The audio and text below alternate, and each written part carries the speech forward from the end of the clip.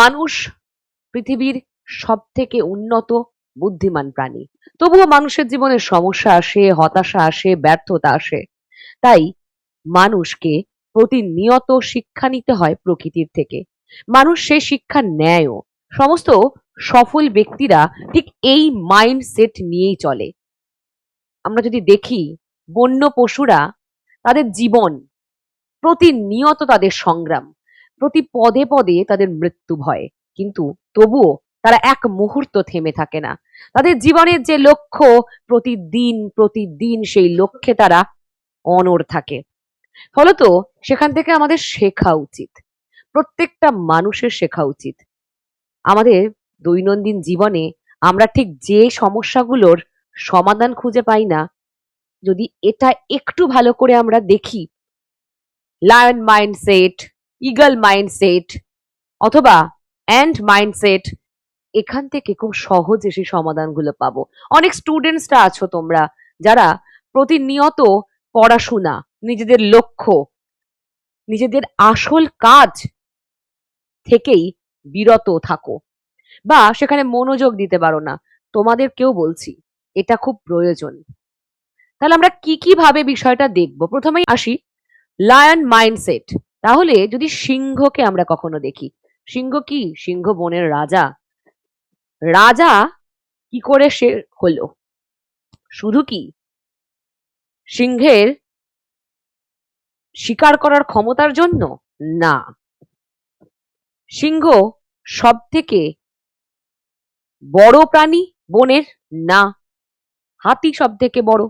সিংহ কি সব থেকে বেশি দৌড়াতে পারে? না। হরিণ তো সিংহ থেকেও বেশি দৌড়ায়। তাহলে প্রসঙ্গ উঠে আসবে, সিংহ কি করে রাজা হলো? আত্মবিশ্বাস। আত্মবিশ্বাস সিংহকে বনের রাজা করে তুলেছে। সুতরাং সিংহ প্রত্যেক দিন শিকারে বেরোয়। বেরোনোর আগে জানে না সে শিকার পাবে কি না পাবে, কিন্তু তাকে বেরোতেই হয়। এবং যতক্ষণ সে শিকার না পায়, সে সেই একই লক্ষ্যে অটুট থাকে। আমরা অনেক মানুষ এরকম আছি, যারা আগে সে কাজটা করতে যাওয়ার আগেই, অর্থাৎ সেই কাজটা করতে যাওয়ার আগেই ভেবে নি হয়তোবা কিছু হবে না। যেমন অনেকেই আছে যার স্বপ্ন হয়তো দেখে সামনে বিসিএস পরীক্ষা, বিসিএসটা আমি কোয়ালিফাই করব, আমি ইউপিএসসিটা কোয়ালিফাই করব, কিন্তু কোয়ালিফাই করার আগেই, সিলেবাস দেখার আগেই, পড়াশোনা শুরু করার আগেই ভেবে ফেলে খুব কঠিন, আমার দ্বারা হবে না। আগে শিকারে বেরোতে হবে, রাস্তায় কিছু না কিছু পাওয়া যাবে। ফলত এই যে বিষয়টা, এটা আমরা সিংহর যে মনোভাব বা তার যে মানসিকতা, তার যে মাইন্ডসেট, সেখান থেকে আমরা এই শিক্ষাটা পাই। বেরো, তারপর যেটা হবে দেখা যাবে। এবং তার যে আত্মবিশ্বাস, তাকে দেখে সকলে, অন্যান্য সমস্ত পশু যে ভয় পায়, সিংহের নিজের প্রতি এই আত্মবিশ্বাস দেখানো যে সে আর অন্য কাউকে ভয় পায় না, কিন্তু সিংহ ভয় পায়, কিন্তু সেটা সে দেখায় না। প্রত্যেকটা মানুষের এটা হওয়া উচিত। নিজের মধ্যে এমনই আত্মবিশ্বাস রাখা উচিত যাতে সকল মানুষ তাকে সম্মান করে, এবং তাকে ভাবতে হবে আমি প্রত্যেকটা কাজ করতে পারবো, সবটাই আমার জন্য, আমি পারবো, এই যে বিষয়টি। তারপর আমরা দেখি যে অ্যান্ট মাইন্ডসেট। অ্যান্ট মাইন্ডসেট পিঁপড়ে, খুব গুরুত্বপূর্ণ একটি সব থেকে ছোট্ট প্রাণী, কীট, সব থেকে ছোট্ট কীট পিঁপড়ে। এই যে পিঁপড়ে, তার যে মাইন্ডসেট এত সুন্দর, সেটা কি? Consistency and preparation.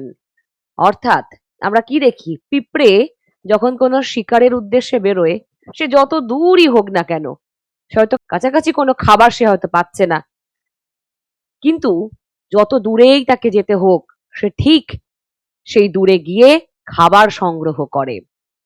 আবার সে একই পথে ফিরে আসে একটু একটু করে। তার তো পদক্ষেপ খুব ছোট, কিন্তু সে থেমে থাকে না।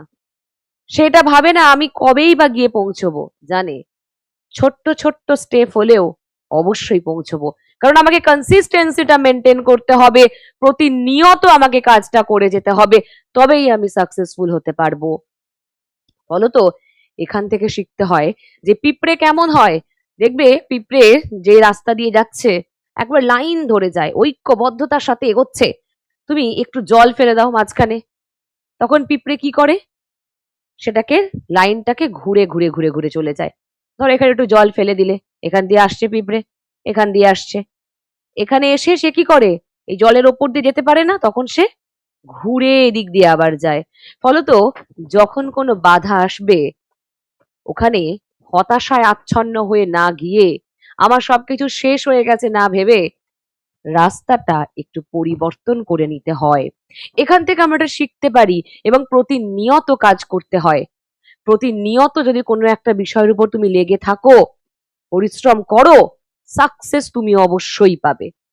অর্থাৎ কনসিস্টেন্সি আমাদের জীবনে খুব খুব প্রয়োজন। প্রত্যেকটা সফল ব্যক্তি তাই করে। একদিন নয়, প্রত্যেক দিন অল্প অল্প করে পড়ো। একদিনে অনেকটা পড়ে ফেললে আর 10 দিন পড়লেই না, কিচ্ছু কাজ হবে না। প্রতিদিন অল্প অল্প করে পড়ো, তাহলে তোমার যে লক্ষ্যটা আছে দেখে নিও, ছোট্ট ছোট্ট করে পায়ে এগিয়ে এগিয়েই তুমি একদিন অবশ্যই সেই লক্ষ্যটায় পৌঁছবে।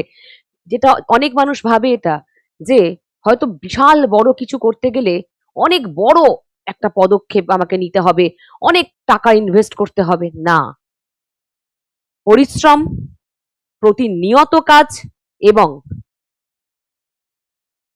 সৎ ভাবনা তোমার লক্ষ্যকে তোমার সামনে এনে দেবে। তারপরে থার্ড আমরা আসি, ইগল মাইন্ডসেট। ইগল, এই পাখি, তাকে আমরা যদি দেখি অনেক ওপর দিয়ে সে উড়ে যায়, আমরা দেখেই বলি ইগল, চিল, উড়ে যাচ্ছে, বুঝতে পারি আমরা, কারণ অত ওপরে অন্য কোনো পাখি উঠতে পারে না। ফলত তার এই যে পরিচিতি সে কিন্তু নিজেই তৈরি করেছে, এই পরিচিতি তাকে কেউ দিয়ে দেয়নি। এমন জায়গায় নিজেকে নিয়ে যাও যেখানে তোমাকে দেখলেই মানুষ বলতে পারে ওটা তুমি, অন্য কেউ নয়। এবং এই ঈগল, তার লক্ষ্য কেমন হয়, অত উপরে থাকে, তারপরেও শিকারকে যখন দেখে সেই লক্ষ্যে স্থির থাকে, সেই শিকার সে করেই ছাড়ে, পাশে কি হয়ে যাক সে দেখতে যায় না। লক্ষ্য স্থির, লক্ষ্য স্থির যদি থাকে তোমার, সেটা যতই দূরে হোক, যতই দূরে হোক, একদিন না একদিন সেটা তোমারই হবে। ফলত এই যে একটি বিষয় আমরা ঈগল, এই পাখির থেকে পাই। এটাও দেখবে যে যখন খুব ঝড় ঝড় হয়, তুফান হয়, তখন ঈগল কি করে, ভয় পেয়ে যায় না, বরং কি ওই ঝড়ের হাওয়ার সাথে সে তার যে ডানাগুলোকে আরো মেলে দিয়ে আরো বেশি উঁচুতে উঠে যায়। কিন্তু অন্যান্য পাখি সেই সময় নিজেদেরকে আড়াল করে নেয় ভয়ে, এমন উঁচুতে উঠে যায় ঈগল যে নিচে কি হচ্ছে তার দেখার প্রয়োজন পড়ে না। নিজেকে এমন জায়গায় নিয়ে যাও, কে কি বলল, কি হলো, যায় আসে না। নিজের এমন পরিচিতি তৈরি করো, বাকি জনকে দেখতে হবে না, তুমি কোথায় আছো তারা তোমাকে একবার দেখেই চিনে যাবে, এটাই তোমার পরিচিতি হবে। তারপর এই যে ঝড়, আমাদের জীবনে ঝড় আসে, প্রত্যেকটা মানুষের জীবনে ঝড় আসে, সেখান থেকে পিছিয়ে আসা নয়, সমস্যা তো আসবেই, বরং এই সমস্যাটাকে আরো কাছে নিয়ে এসো, আরো গভীরভাবে দেখো এবং সেখান থেকে শিক্ষা নিয়ে পরবর্তী ধাপটা আরো বেশি উন্নত করো। সমস্যাটা দেখে ভয় পেয়ে পালিয়ে আসবে না, আরো বেশি উন্নত করে নিজেকে সাফল্যের জায়গায় নিয়ে যেতে হবে। কারণ সমস্যা কিন্তু সাফল্যের অন্যতম চাবিকাঠি। জীবনে সমস্যা না এলে তোমার জীবনে বড় কিছু হতে পারে না। বড় কিছু করতে গেলে সমস্যা আসবে, ফেল হলেও হতে পারো। হয়তো তুমি এবারে জেআরএফটা পেলে না, জেআরএফটা তুমি পাবে। এবারে তুমি নেটটা কোয়ালিফাই করলে না, ফেল করলে, তাতে কি হয়েছে? নট কোয়ালিফাইড হলে তাতে কি হয়েছে? নট কোয়ালিফাইড হলে বলেই তো, ওটা তো একটা স্টেপ, তারপর তোমার জেআরএফটা আসবে। ফলত এইভাবে আমাদের জীবনকে ভাবতে হবে, সবসময় আমাদের মাথায় রাখতে হবে আমাদের কাজ করতে হবে। আমাদের লক্ষ্যটাকে স্থির করে এগিয়ে যেতে হবে, হোক না 10 দিন দেরি, হোক না 10 মাস দেরি। লক্ষ্য যখন আমার আছে, আমি ঠিক ওখানে পৌঁছবো। আর হতাশা একেবারেই নিজের সাফল্যের জন্য কাম্য নয়। যে কোনো সমস্যা থেকে আমরা শিক্ষা নেব, শিক্ষা নিয়ে এগিয়ে যাব। অনেক ছেলেমেয়েরা আছে যারা স্যার ম্যাডামকে প্রশ্ন করতেই ভয় পায়।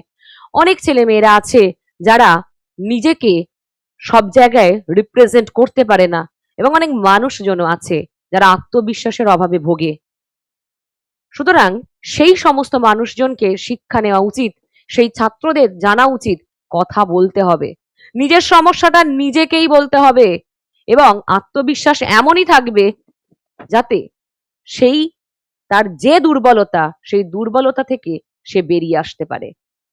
এই যে আমরা তিনটে আজকে যে সিংহর কথা দেখলাম, পিঁপড়ের কথা দেখলাম, এবং এই ঈগলের কথা দেখলাম, পশু, কীট এবং পাখি, এই যে তিনটে প্রাণী, এদের মাইন্ডসেট অদ্ভুতভাবে এত কিছু শিখিয়ে দিয়ে যায়। মানুষ যদি এগুলো ফলো করতে পারে, বাকি তারপর তো তার বুদ্ধি, চেতনা, বিকাশ অনেক বেশি কিছু। শুধু এইগুলো আমাদের প্রতিনিয়ত প্রতিদিনের কাজে ফলো করতে হবে। তোমরাও যারা চাকরির জন্য পড়ছো, বা যাদের অন্য কোনো লক্ষ্য আছে, ব্যবসা হতে পারে, অথবা কেউ শিল্পী হতে চাও, যা কিছু, লক্ষ্যটাকে স্থির করো আর এই মাইন্ডসেট নিয়ে এগো, অবশ্যই হবে, এবং সাকসেসফুল তুমিই হবে, তোমাকে হতেই হবে। ভালো থেকো সকলে, আবার দেখা হবে অন্য কোনো ভিডিওতে। তবে প্রত্যেকে এখনই নিজেকে চ্যালেঞ্জ করো, তুমিই পারবে।